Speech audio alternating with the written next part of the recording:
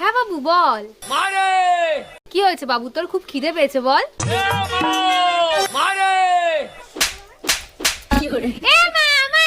এটা ছাড়া অন্য কিছু বলার থাকলে বল।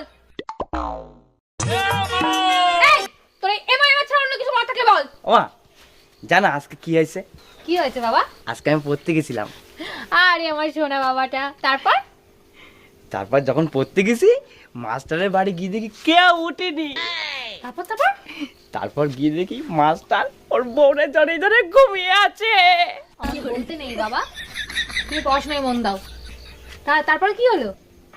তারপরে মাস্টারের ঘরের সামনে গেলাম, গিয়ে বললাম দরজা খুলে দেখে তোরে হাবল এসেছে। তোরা বলেছি না তুই এটা বলবি না। ঠিক আছে। ও শোনো না। হ্যাঁ বল।